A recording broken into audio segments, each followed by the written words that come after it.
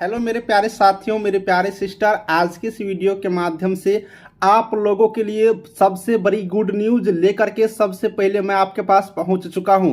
सुबह हुआ और गुड न्यूज आपके पास देने के लिए आया हूं। इसलिए आज तो मुझे अपना भाई बनाना ही होगा और मुझे अपना भाई बनाइए, चैनल को सब्सक्राइब करके।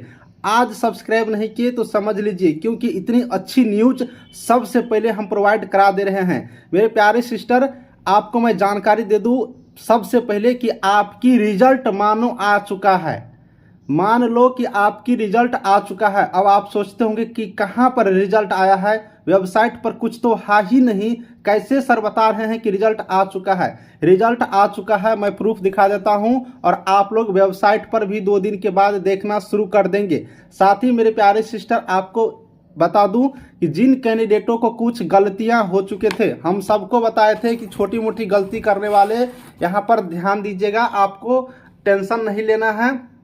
और सच में आप लोग देख लीजिए, आपको फॉर्म में जो कुछ गलतियां हो चुकी है उसे सुधारने का एक बार पुनः मौका दिया गया है। इस मौके को आप लोग बिल्कुल रूप से सावधानी से उठाइएगा फायदा, और इस गलतियां में जो जो गलतियां हुई है उसको सीधा करिएगा, उसको ठीक करिएगा।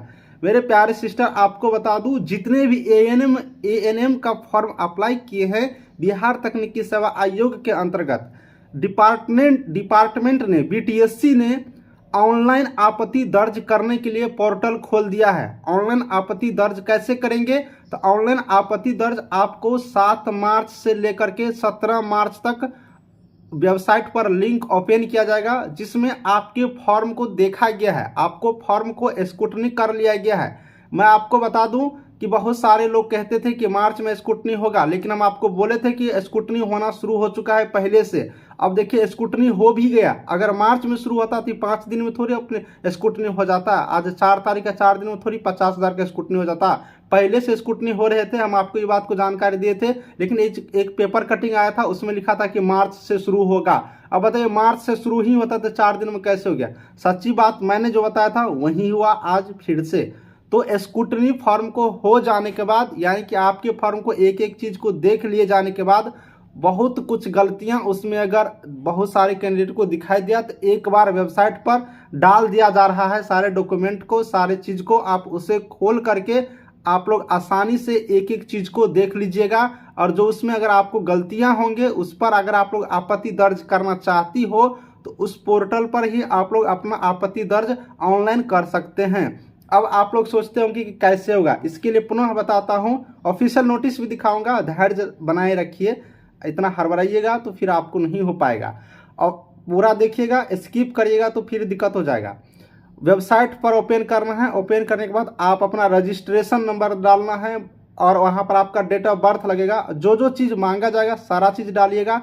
जो मोबाइल नंबर दिए थे वो मोबाइल पास में रखिएगा, और वो जो ईमेल आईडी दिए थे वो ईमेल आईडी भी पास में रखिएगा, यानी कि आपके पास होना चाहिए दोनों एक्टिव। तो वो चीज़ डाल करके आपका पूरा चीज़ खुल जाएगा। देखिए, ये जो आपको ठीक करने के लिए जो दिया जाएगा उसमें हो सकता है कि 1 या 2 चांस दिए होंगे, इसीलिए हड़बड़ाइएगा नहीं। अच्छा से पहले सारा डॉक्यूमेंट अपने पास रख लीजिएगा। 10th का, एएनएम का, जाति आवासीय जो भी डॉक्यूमेंट है सारी चीज़ को आप अपने पास रख लीजिएगा। अपने पास रखने के बाद आप सारे जो डॉक्यूमेंट है सारी चीज़ अपने पास रख लीजिएगा।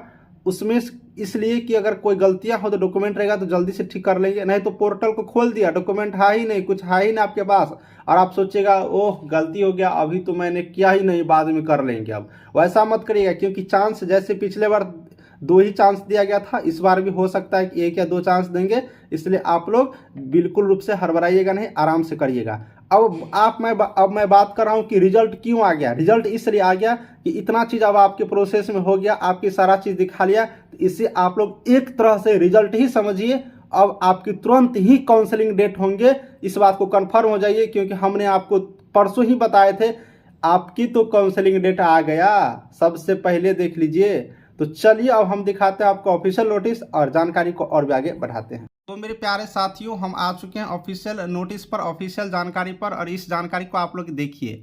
बिहार तकनीकी सेवा आयोग पटना के माध्यम से आवश्यक सूचना जारी किए गए हैं। अब इस आवश्यक सूचना में देखिएगा तो विज्ञापन संख्या 7/2022 बिहार महिला स्वास्थ्य कार्यकर्ता एएनएम है ना, तो बिहार स्वास्थ्य महिला कार्यकर्ता यहाँ पर एएनएम के लिए नोटिस जारी किए गए हैं। अब इस नोटिस में जो लिखा हुआ है आप लोग गौर से यहाँ से देखिए। इसमें लिखा हुआ है कि आपको विज्ञापन संख्या 7/2022 बिहार महिला स्वास्थ्य कार्यकर्ता एएनएम के पद पर नियुक्ति हेतु ऑनलाइन आवेदन के स्क्रूटनी के पश्चात अभ्यर्थियों से दिनांक 7 मार्च 2023 से 17 मार्च 2023 की संध्या 6 बजे अपराह्न तक ऑनलाइन आवेदन दर्ज करने हेतु तिथि निर्धारित किया गया है। उक्त से संबंधित विस्तृत सूचना आयोग के वेबसाइट www.btse.bih.nic.in एवं www.pariksha.nic.in पर देखा जा सकता है। यानी अब जितने भी कैंडिडेट यहाँ पर फॉर्म को ऑनलाइन किए थे उसको स्क्रूटनी किया गया, यानी कि उस फॉर्म को यहाँ पर देखा गया। अब फॉर्म को देखने के बाद आपको एक बार अपनी आपत्ति दर्ज करने के लिए, यानी कि आपका जो स्क्रूटनी करके जो डिपार्टमेंट दिखाया जा रहा है उसको देखिए, और देखने के बाद अगर उसमें आपको लगता है कि नहीं यहाँ पर कुछ सुधार करने की ज़रूरत है, यहाँ पर ये करने की है, तो उसमें आप लोग अपना ऑनलाइन आपत्ति दर्ज कर सकते हैं। और 7 मार्च से परसों से 17 मार्च तक आपको ये चीज़ कर लेना है, इसके माध्यम से बताया जा रहा है। तो अब मेरे प्यारे साथियों बताइए कि आपने इस समझ लिए और आपका एक तरह से रिजल्ट आ गया, और हमें बताइए कि हमने आपको जो बताए हैं वो सच हुआ या नहीं। तो अब भी कम से कम मुझे सपोर्ट कर दीजिए आप लोग, और इस वीडियो को सब जगह शेयर करिए, सब जगह शेयर करिए, जिससे कि सारे कैंडिडेट इस वीडियो को देख पाए और जल्दी से जल्दी वो आप लोग करेंगे। देखिए मैं 1 2 3 बार और जल्दी जल्दी रिपीट करता हूँ, आप लोग बोर मत होइएगा कि गलती से जल्दी जल्दी नहीं करिएगा, क्योंकि पोर्टल 2 या 3 बार ही ओपन होगा। अगर आप लोग गलती से जल्दी जल्दी कर देते हैं तो दिक्कतें होंगी।